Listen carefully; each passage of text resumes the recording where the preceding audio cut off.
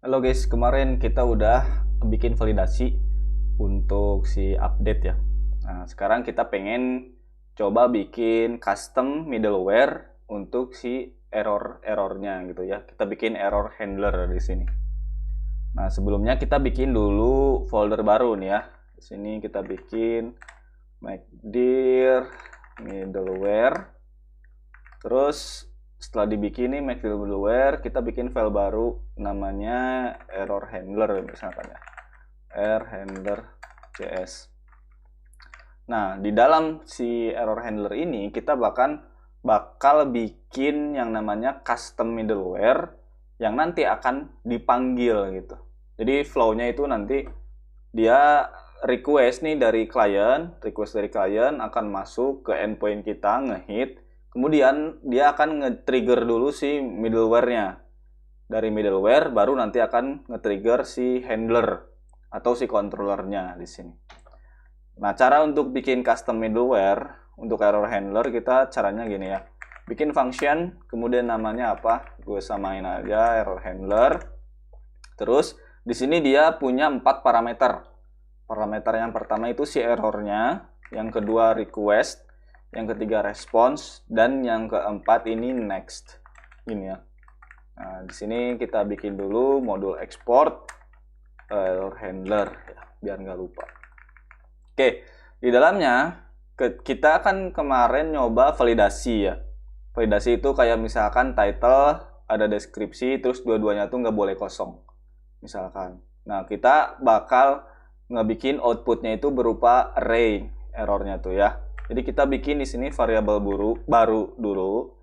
Let array sama dengan array sih. Let error sama dengan array kosong.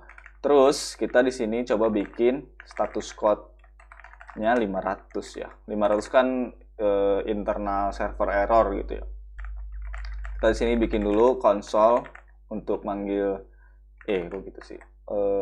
Di sini kita bikin console terus manggil si errornya. Di sini kita buat identifier atau debugging aja ya. Error di error handler gitu. Oke. Kemarin ketika kita validasinya itu kan dari si Sequelize ya. Jadi ada nama error di Sequelize-nya gitu. Misalkan Sequelize error validation. Nah, kita di sini bakal ngebaca nih errornya tuh apa. Nah, caranya kita bikin switch case di sini. Kita bikin switch terus error yang dipanggil apa? Nama errornya apa? Kemudian kita bikin case-nya. Case-nya misalkan Sequelize apa namanya? Validation error gitu. Jadi ketika nanti dapat errornya itu Sequelize validation error, dia akan eksekusi kode yang ada di case ini ya. Nah, terus kita pengen karena validasi kan bisa banyak, jadi di sini kita bikin nanti as an array gitu ya. For each, kemudian elemennya. Nah, di sini kita masukin si error message-nya itu ke variabel error yang ada di sini. Ya. Jadi di sini errors di pushnya apa? Message-nya aja gini. Kemudian status code-nya. Kemarin kan status code-nya 422 ya. Nah, status code 400-an itu dari klien gitu. Nah, kita bikin aja tapi di sini 400 ya. Terus jangan lupa di break ya. Terus kita bikin default-nya. Nah, kalau default-nya itu tujuannya ketika nggak ada error yang dibikin di sini, misalkan errornya itu belum kita define gitu, maka dia akan masuk ke bagian default. Jadi kita bikin juga errornya di push, kemudian error message-nya apa, dan kalau misalkan nggak ada si error message-nya, kita bikin aja di sini internal server error gitu. Dan status code-nya, status code kita coba ambil dari error status code atau 500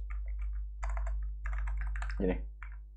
Nah, terus setelah kita dapat datanya nih, data errornya, kita kan pengen ngebalikin langsung ke si klien gitu. Kita tinggal panggil aja si parameter res. Res statusnya kita bikin dari status code. Kemudian si JSON-nya gimana? Di sini misalkan status failed, kemudian di sini si errornya kita munculin. Dimunculinnya sebagai apa? Sebagai array gitu ya. Nah, gini. Setelah ini nanti ekspektasinya ketika ada request masuk, terus ternyata validasinya gagal. Nah, dia bakal langsung nanti ke sini gitu. Bakal ngasih respons dari sini. Nah, terus cara manggil si error handlernya gimana? Nah, kita sekarang buka index.cs ya. Index.cs itu yang di root foldernya gitu ya. Kita panggil di situ. Cara manggilnya kita bisa menggunakan fitur Express yang namanya itu app use. Use ini kita panggil middleware-nya. Error handler gini. Save. Nah, ini dia dipanggil dari middleware-nya. Terus kita implementasi di sini setelah router. Terus setelah itu apa? Setelah itu kita masuk ke si controller. Di controller ini misalkan kita coba tes di yang create dulu deh ya. Nah, untuk menggunakan si middleware-nya kita perlu nambahin satu parameter baru di sini nih. Tambahin di sini nama parameternya next. Nah, tujuannya apa? Nanti si parameter next ini akan dipanggil di sini nih. Jadi, instead of kita nulis kayak gini di masing-masing controllernya, kita tinggal ganti aja ini. Bikin next, masukin parameter error. Save. Nih, kita coba ya. Kita coba di Insomnia, di bagian create ini. Kalau kemarin kan dia status code-nya 422. Terus isinya itu status dan ada error message gini gitu ya. Oke, sekarang kita udah mengimplementasi si error handler nih di sini. Harusnya ekspektasinya nanti status code-nya ini akan 400, kemudian errors-nya akan isi dari si validasinya itu. Nah, sekarang kita coba tes. Jangan lupa jalanin si servernya. Run dev. Oke. Cek si Insomnia, kita jalan nih. Send. Nah, sekarang dia udah sesuai sama si error handler. Status code-nya 400, bad request. Terus isinya errors, array of error. Errornya apa? Ini kan karena cuman satu ya yang nggak diisi. Jadi kan dia cuman title aja ya. Title is required. Tapi kalau kita coba yang ini, yang si description-nya kita hapus. Kita bikin string kosong, terus kita send. Nah, dia nambah nih di sini. Oke. Jadi nanti si validasi errornya itu akan masuk di error ini nih. Oke, gitu ya. Terus kalau kita coba yang update. Yang update ini kan kita belum belum implementasi ya si error handlernya di sini. Bagian update itu masih kayak gini. Kalau kita coba di bagian update, dia akan seperti video yang kemarin gitu. Kayak gini nih masih nih.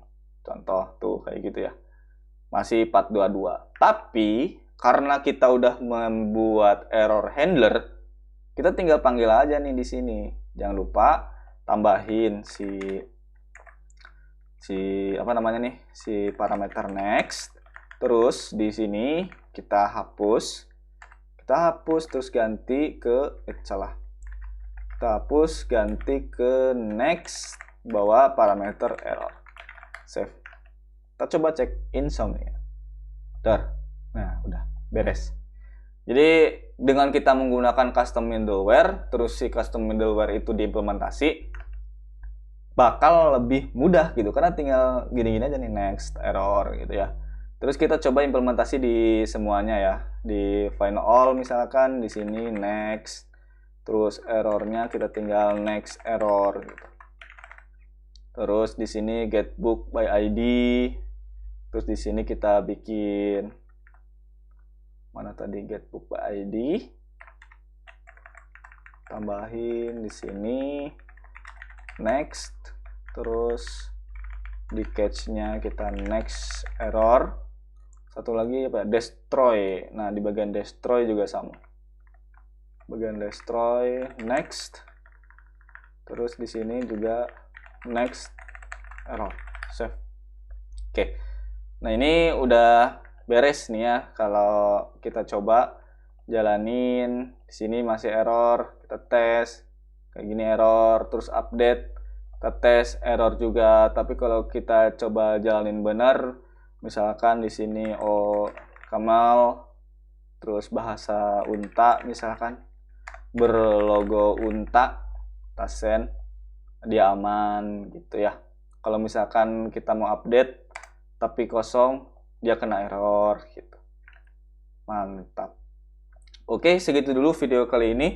Next lanjut lagi. Stay tune terus guys. Thank you.